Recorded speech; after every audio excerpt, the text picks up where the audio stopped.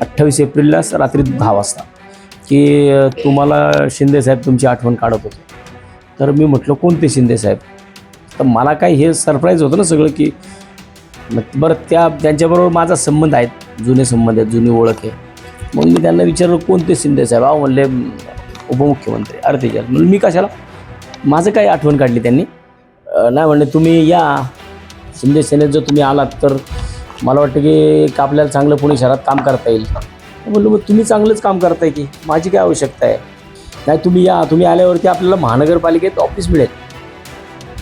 मग महानगरपालिकेत आपलं ऑफिस कसं मिळेल? आता स्वीकृत नगरसेवकाची सुद्धा निवडणुका संपल्या. मग आता जर निवडणूक होणार नाही 5 वर्ष म्हणून आता महापालिकेत ऑफिस कसं मिळेल? तुम्हाला काय करायचं यावं तुम्ही मिळेल. तुम्ही म्हणलं बाबा मी ज्या आता पक्षामध्ये आहे, मला उद्या शहर प्रमुख पद मिळणार आहे, त्या पक्षाचा एक नगरसेवक निवडून आला आहे आणि आम्हाला ऑफिस आहे, त्यामुळं मला माफ करा, माझ्याकडून काय असं होणार नाही. असं स्पष्ट त्यांना सांगितलं. तोच मेसेज रात्री 12:19 मी सचिन भाऊंना पाठवला.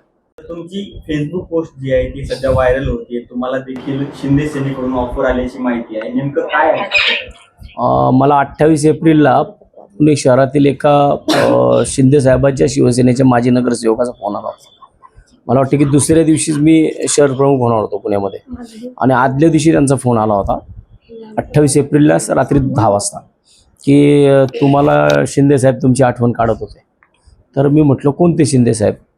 तर मला काय हे सरप्राईज होतं ना सगळं की बरं त्यांच्याबरोबर माझा संबंध आहेत, जुने संबंध आहेत, जुनी ओळख आहे. मग मी त्यांना विचारलं कोणते शिंदेसाहेब? अहो म्हणले उपमुख्यमंत्री. अरे त्याच्यात म्हणून मी कशाला, माझं काय आठवण काढली त्यांनी?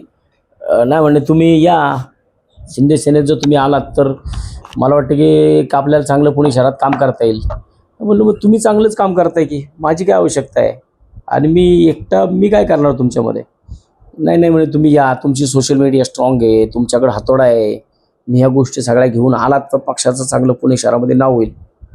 म्हणलं नाव आता व्हायला तुम्ही एवढी सगळी मोठी लोक आहेत, मी त्याच्यामध्ये 4-5 जणांची नावं पण घेतली. दंगेकर साहेबांचं घेतलं, आमच्या त्या बापूंचं घेतलं, बापू भोसलेंचं घेतलं, नाना भानगिरेंचं घेतलं, आबा बाबुलांचं घेतलं. ही एवढी लोक आहेत ना तुमच्याकडं, तुम्ही सगळी एवढी मोठी लोक असताना माझं काय आवश्यकता आहे?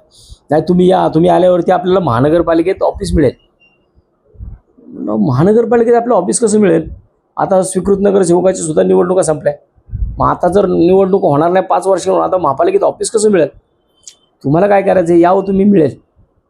तुम्ही म्हणलं बाबा मी ज्या आता पक्षामध्ये आहे, मला उद्या शहर प्रमुख पद मिळणार आहे, त्या पक्षाचा एक नगरसेवक निवडून आला आहे आणि आम्हाला ऑफिस आहे, त्यामुळं मला माफ करा, माझ्याकडून काय असं होणार नाही आता. असं स्पष्ट त्यांना सांगितलं. तोच मेसेज रात्री 12:19 मी सचिन भाऊंना पाठवला. सचिन भाऊंनी त्याच्यावरती मला ऑल दी बेस्ट, मी त्यांच्यासंग फोनवरतून सुद्धा बोललो.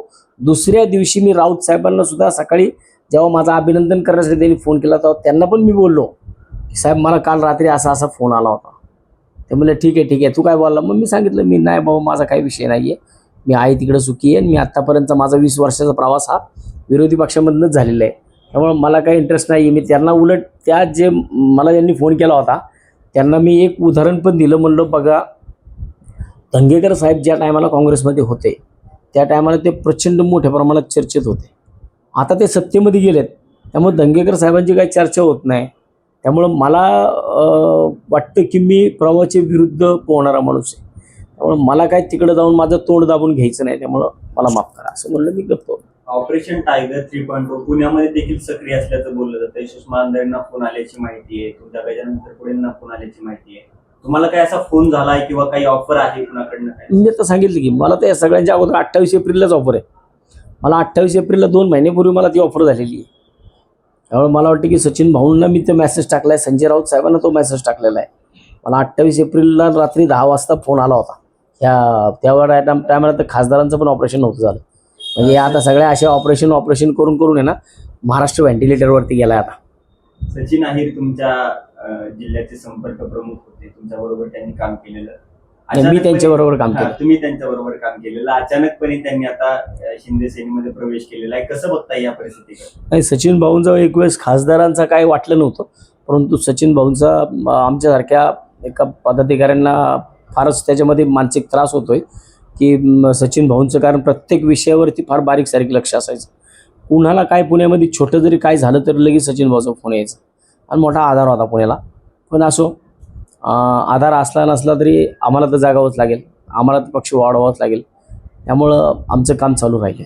वसंत मोरेंची शिवसैनिक म्हणून किंवा शहर प्रमुख म्हणून काय भूमिका असणार आहे? मातोश्री बरोबर काय बोलणं चाललेलं आहे? माझं मातोश्रीला मी रविवारी जे पुण्यातले 130-60 वयापेक्षा जास्त असणारे शिवसैनिक आहेत त्यांना घेऊन मी मातोश्रीला जातोय. चला मातोश्री दर्शनाला, ह्या टॅगलाईन खाली मी त्यांना घेऊन जाणार आहे. 130 लोक आहेत आणि त्यांची दुपारी 12 वाजता, रविवारी दुपारी 12 वाजता माननीय उद्धव साहेबांची वेळ घेतली त्यांची.